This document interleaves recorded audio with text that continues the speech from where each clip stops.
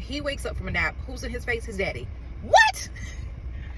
So my thing is, Mom, while you're going off to him and sitting into his room, that would have been the perfect time to say, yeah, your daddy who you think is never coming out, he's coming home today. Like, find a way. Like, come on, ma'am. Tell me So whenever I can go to an event where I can meet an author, I'm going there. And that includes the awesome Taylor Simon of Liberation is Lit, who is having an event this Saturday. I will put up the flyer so y'all can see it, but you need to register, because if you register, you can get a free book, and you're going to actually meet the author, H.D. Hunter, of Something Like Right.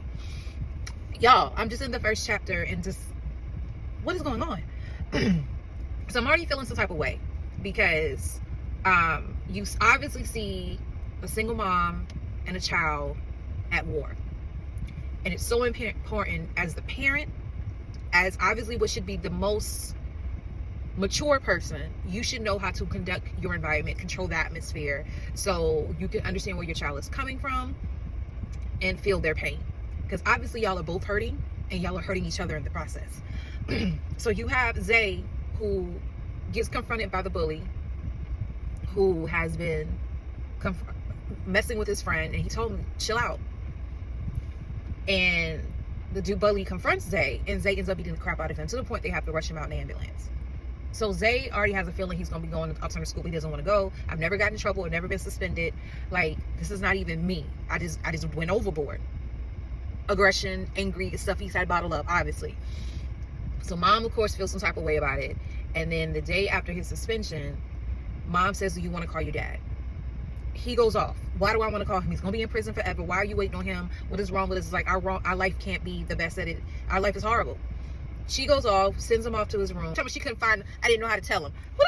What? So then, he, of course, when the mom finally comes home like clockwork, on the time she normally comes home, he confronts his mom in the room and says that before he can let her get her words out, he had to get his words out. He doesn't understand why did you not tell me? Then he gets to the point, of course, she felt like, then they got into a huge argument again. That's when she realized, that's when she told him, your dad is home, he's going to do better, he's going to help me financially, and as a result, it will help release some of the stress. You said I'm so stressed out. And that's when she drops the bomb on him too, about how he's going to have to go to the school. I'm assuming it's alternative school. And the way he described alternative school, it makes me want to interview students or find out from students what the alternative school is like. Now, the way he described it is the only alternative school in the state. From my perspective, alternative schools, and you tell me if this is different, alternative schools are normally per district. And I've never heard, and I've actually had stories of kids who preferred the alternative school because it was a smaller setting, it was more structured, and they operated better in that versus being in the regular school environment. Okay, I have to do my research. That's a video coming.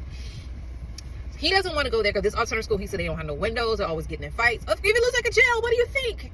So he doesn't want to go. And then she said, the school you're going to, you have to go there. You don't go, you're going to have to get your GED. You're not going to be able to graduate. And she said, then on top of that, you're going to have to go live with your aunt because that's too far away for me to drive. He doesn't want to go. He doesn't understand why she's not fighting for her for getting you put a dude in the hospital. I understand you never got in trouble for it. And that's where a lot of kids don't understand.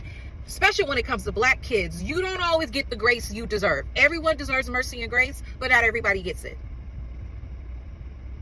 And you have a situation where literally you feel some type of way because you feel like you should be given a second chance, and they're like, no, go.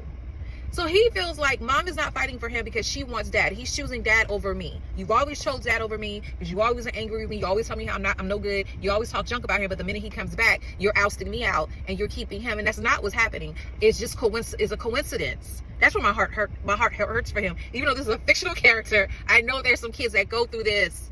I taught some kids that have gone through this, where you feel like mom is choosing dad or someone over me, when the reality is the timing of the dad coming home coincides with you going off to this school, and you have to serve your time. And I hate using that phrase, but that's what it is. While alternative school, you have to spend so many days there, and then they'll let you come back to the regular school environment.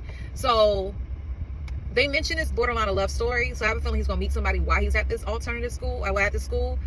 The issue is, if he's able to come back, does he even want to come back? They definitely need therapy. Mom, dad, and her. I don't know what the dad was in prison for, but obviously he was known as being violent because she makes a point to say, you're just like your daddy. You're going down the same road your daddy did. This is going to be interesting. I look forward to telling you about the rest of it.